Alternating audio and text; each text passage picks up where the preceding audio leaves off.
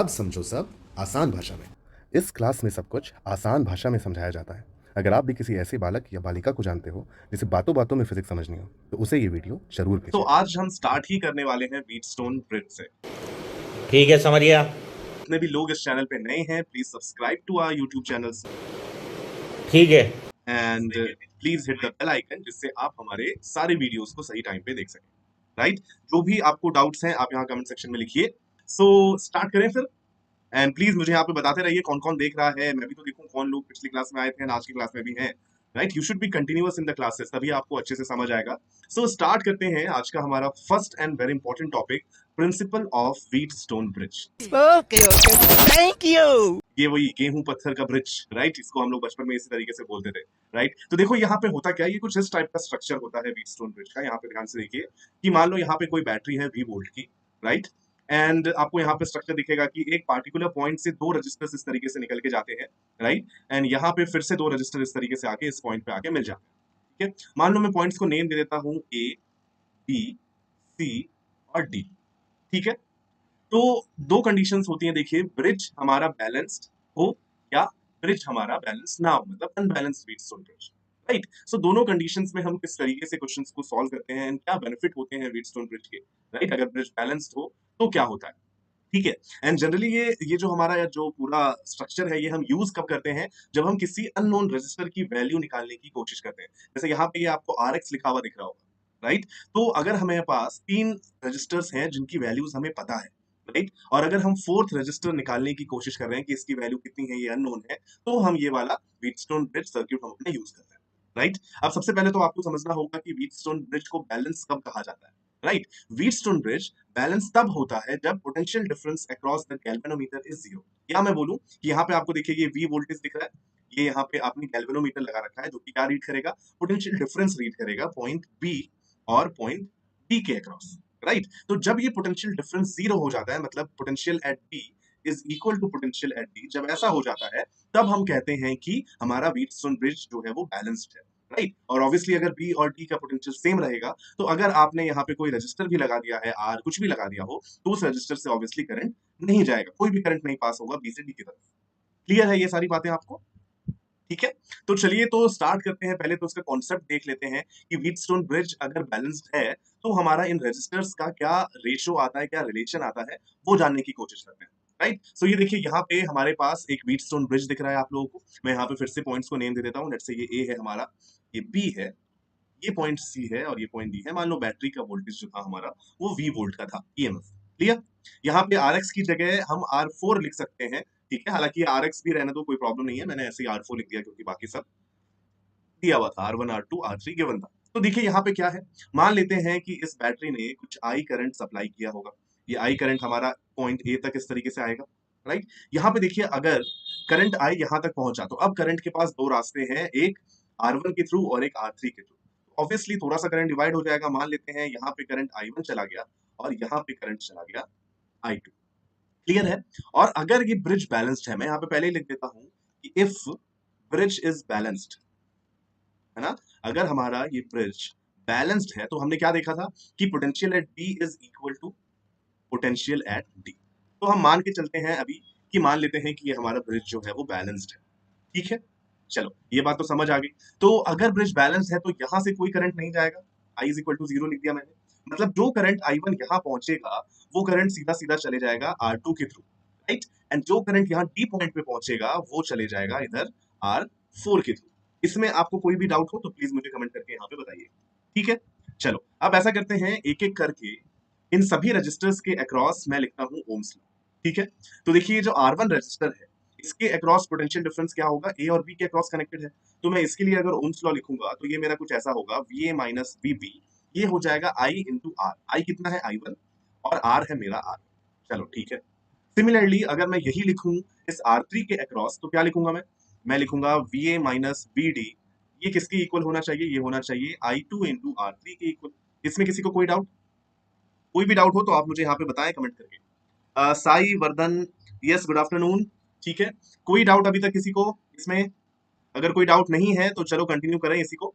चलिए अब यहाँ पे देखिए मैंने क्या लिखा था कि अगर ब्रिज बैलेंस्ड है तो इसका मतलब potential at A potential at B is equal to potential at D, मतलब मैं इस वाले में डी की जगह बी लिख देता हूँ, राइट, मतलब V A minus V B किसके इक्वल हो जाएगा, ये हो जाएगा I two into R three. ये स्टेटमेंट आपको समझ आया? मान लो ये इक्वेशन 1 है, ये इक्वेशन 2 है, इन दोनों को कंपेयर कीजिए, इक्वेशन 1 एंड इक्वेशन 2 को आप इधर कंपेयर कीजिए, ठीक है।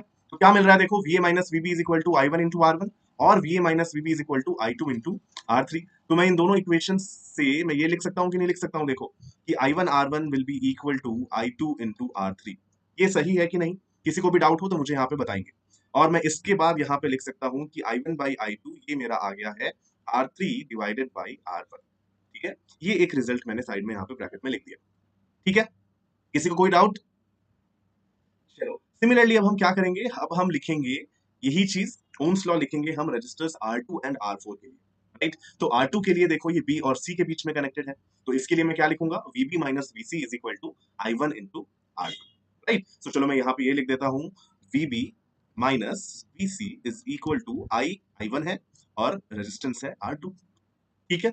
सिमिलरली अगर मैं R4 के लिए लिखूं तो यहाँ पे ये D और C के बीच में कनेक्टेड है, तो यहाँ पे मैं लिखूंगा VD minus VC is equal to IR, I की जगह हमारा I2 है एंड रेजिस्टेंस है हमारा R4।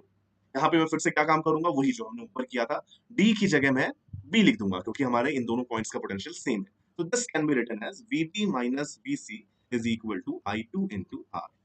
अब मान लो ये हमारा इक्वेशन 3 था, ये इक्वेशन 4 है, तो इन दोनों को जब आप कंपेयर करोगे तो आपको क्या मिलेगा, देखो यहाँ पे है VB minus VC is equal to I1 into R2 और यहाँ पे है VB minus VC is equal to I2 into R, मतलब ये दोनों इक्वल है, राइट। तो यहाँ से देखिए हम यहाँ पे रिजल्ट लिख सकते हैं कि यहाँ पे रिजल्ट क्या लिखा जा सकता है, यहाँ पे मैं लिख सकता हूँ that I1 R2 will be equal to I2 into R4, clear है? ठीक है, यहां से मैं लिखूंगा I1 by I2 is equal to R4 by R2। तो ये एक हमारे पास रिलेशन आया। अब आप जरा इन दोनों इक्वेशंस को कंपेयर कीजिए, ये इक्वेशन A और ये इक्वेशन B, इन दोनों को कंपेयर करो। I1 बाई I2 ऊपर भी है, I1 बाई I2 हमारी सेकंड इक्वेशन में भी है, तो यहां से मैं ये लिख सकता हूँ ना, देखो दोनों को इक्वेट करके कि R4 by R2 will be equal to R3 by R1। ये इसको थोड़ा सुंदर तरीके से अगर मैं लिखने की कोशिश करूं तो मैं क्या लिखूंगा, R1 by R2 is equal to R3 by R4 लिख दूंगा, right. R1 by R2 is equal to R3 by R4। ये समझ आया या नहीं आया, राइट। अब देखो अगर हमारे पास तीन रजिस्टर्स नोन है, मान लो R1 R2 R3 पता है, हमें R4 निकालना है, तो हम क्या करेंगे, हम इस तरीके से सर्किट बनाएंगे, राइट, और ब्रिज को बैलेंस्ड करेंगे, कोशिश करेंगे कि हमारा ब्रिज बैलेंस हो जाए। हालांकि ये पोटेंशियोमीटर से हम लोग ज्यादा निकालते हैं, मीटर ब्रिज होता है, पोटेंशियोमीटर में हम लोग कनेक्ट कर देते हैं इस तरीके से, तो उस तरीके से हम लोग यहाँ पे निकालते हैं। तो अगर ये ब्रिज बैलेंस्ड है और अगर आपको ये तीन रेजिस्टर्स पता है R1 R2 और R3, तो आप इस इक्वेशन से R4 की वैल्यू निकाल सकते हैं, राइट। या मैं इसको रिवर्स वे में आपको बताने की जो आप रिजल्ट याद करेंगे वो ऐसे कर सकते हैं कि if Wheatstone bridge is balanced, तो बोल सकते हैं कि R1 by R2 will be equal to R3 by R4। Yes Shubh Tyagi, welcome to my class, है ना। या ऐसे भी बोल सकते हैं कि अगर R1 by R3 ये इक्वल होगा R2 by R4 के, तो हमारा ब्रिज बैलेंस हो जाएगा and no current will flow through this middle register, अगर हमने बीच में कोई रजिस्टर कनेक्ट किया। तो ये रिजल्ट आप लोगों को समझ आया या नहीं आया? जल्दी से मुझे यहाँ कमेंट करके बताइए कि sir we got the result, हमें समझ आ गया। जल्दी से मुझे कमेंट करके बताओ कि हमें समझ आ गया, आया समझ? प्लीज कमेंट, ये आपको क्लियर हुआ या नहीं हुआ पूरा कॉन्सेप्ट, व्हीटस्टोन ब्रिज का डेरिवेशन आपको समझ आया? कुछ क्वेश्चंस और करेंगे तो आपको और भी अच्छे से ये आपको क्लियर हो जाएगा, ठीक है। तो आई होप आपको ये वाला तो कॉन्सेप्ट अच्छे से समझ आया होगा। मैं आपके कमेंट का वेट कर रहा हूँ एंड मेरी यहाँ पे वीडियो पॉज हो गई है जो मेरे मोबाइल में यहाँ पे चल रही है, मैं देखना चाहता हूँ ये चल रही है या नहीं चल रही। ओके चल रही है, चलो ठीक है, फाइन, चलो समझ आ गया। चलो आगे चलते हैं, एक सिंपल सा क्वेश्चन करते हैं फिर इसी के ऊपर। क्या है, find the equivalent resistance between point A and B. तो यहाँ पे क्या करते हैं कि हमारे पास सारे रजिस्टर्स हैं, इन सब की वैल्यूज आर है, ठीक है। ये सब आर है, लिखा हुआ नहीं है, तो आप समझ जाओ कि सब आर है, ठीक है। सारा लिख के यहाँ पे मैं इसको कॉम्प्लिकेट नहीं करना चाहता था, इसलिए नहीं लिखा था, चलो लिख देता हूँ। चलो वेरी गुड। सो ये सारे रजिस्टर्स यहाँ पे इन सभी की वैल्यू आर है हमारे पास, और क्वेश्चन पूछ रहा है कि बताओ इक्विवेलेंट रेजिस्टेंस कितना है ए और बी के बीच में। कैसे करेंगे, देखो यहाँ पे आपको व्हीटस्टोन ब्रिज दिख रहा है नहीं दिख रहा है? यहाँ पे अगर व्हीटस्टोन ब्रिज दिख रहा है तो आपकी कॉम्प्लिकेशंस ही खत्म हो जाएंगी, राइट। देखो ये वाला यहाँ पे हमें व्हीटस्टोन ब्रिज दिख रहा है, यहाँ से देखो ये बैलेंस है कि नहीं है। देखो अगर ये मैं R1 बोलूं, इसको मैं R2 बोलूं, ये R3 बोलूं और ये R4 बोलूं, तो यहाँ पे देखो R1 by R2 कितना है, ये R by R है जो कि 1 है, right. And R3 by R4 कितना है, ये भी R by R है, ये भी 1 है, राइट। तो हमारे पास यहाँ पे R1 by R2 is equal to R3/R4, right, जो कि 1 है। सो इसलिए मैं बोल सकता हूं कि ये हमारा जो ब्रिज है वो कैसा ब्रिज है, बैलेंस्ड व्हीटस्टोन ब्रिज है। इसका मतलब यहां से इस वाले रजिस्टर से ये शुभ त्यागी ने क्या किया, फोन पे जीरो, अरे फोन पे कौन दे रहा है भाई इस वाले रजिस्टर से कोई करंट नहीं जाएगा, और अगर कोई करंट इससे नहीं जाएगा इसका मतलब क्या, मैं इस रजिस्टर को यहां से रिमूव कर सकता हूं, राइट। सो देखिए हमारे पास जो सर्किट बचेगा वो कैसा बचेगा, यस शुभ त्यागी बोलो, कुछ डाउट हो तो बोलते जाओ, ठीक है। तो हमारे पास देखो जो सर्किट बचेगा वो कुछ ऐसा बचेगा, ये पॉइंट ए है, यहाँ पे एक रजिस्टर ऐसे है, ये रजिस्टर ऐसे है, इस तरीके से, राइट। देखते जाओ, किसी को भी कोई डाउट हो तो कमेंट करके बताएंगे, बीच वाला रजिस्टर बस हटा देना है यार, और तो कुछ हुआ बचा नहीं है, राइट। इस तरीके से हमारा ये सर्किट बचा है, हर जगह बना देता हूं मैं, चलो ठीक है। ये सर्किट हमारा बचा है, बहुत ही सिंपल सर्किट बचा है। अब कैसे करेंगे, देखो ये पॉइंट ए है, ये वाला पॉइंट मेरा बी है। अब यहाँ पे देखो, सबसे पहले आप क्या देखोगे किसी भी सर्किट में, जैसा मैं हमेशा बोलता हूँ, आप देखने की कोशिश करेंगे कि क्या कोई दो रजिस्टर सीरीज में है। तो यहाँ पे देखो, ये वाला आर और ये वाला आर, ये दोनों सीरीज में है, जो भी करंट इससे जाएगा वो सेम करंट इससे जाएगा, राइट। सिमिलरली ये वाला आर और ये वाला आर भी सीरीज में है, सेम करंट, राइट। ये वाला आर और ये वाला आर भी सीरीज में है, और सिमिलरली ये आर और ये आर भी सीरीज में है। तो हम इन सबको ऐड करके R प्लस R 2R लिख सकते हैं, राइट। तो ये वाला 2R, देखो यहाँ पे मैं फिर से एक बार सिंप्लीफाई करके ही बना देता हूँ, राइट। देखो स्टार्टिंग में आप लोग क्या करो, मुझे पता है शुरू में आप लोगों को करने में थोड़ी परेशानी होगी, ये तो खैर फिर भी इजी सर्किट है, लेकिन आप क्या करो, धीरे धीरे करके सर्किट सिंप्लीफाई करके बनाते रहो स्टेप बाय स्टेप, है ना। बाद में जाके आप माइंड में ही ये सारी कैलकुलेशन कर लोगे, आपको इतनी मेहनत नहीं पड़ेगी, ठीक है। अभी फिलहाल के लिए मैं आपको सिंप्लीफाई करके बनाऊंगा, ये दोनों आर की जगह मैं 2R लिखूंगा, और ये आर, ये 2R और ये आर पैरेलल में आएंगे, ये वाला 2R और ये वाला R पैरेलल में होगा, सिमिलरली ये वाला 2R और ये वाला R पैरेलल में होगा, और ये 2R और ये R पैरेलल में होगा। कोई डाउट, 2R और R की जगह जो पैरेलल में है हम एक रजिस्टर लगा सकते हैं, कौन सा रजिस्टर होगा वो, सर ये बोल रहे हैं लास्ट में क्वेश्चन आंसर्स करा लेना in form of MCQ test, ठीक है, चलो मैं ऑप्शंस दे दूंगा, ठीक है आप लोगों को, एंड आप लोग साथ के साथ सॉल्व करो, आप इसका भी आंसर दे सकते हो ना यहाँ पे तुरंत जल्दी से कमेंट में, फिर मैं बता दूंगा कि किसका आंसर सही है किसका आंसर गलत है, राइट।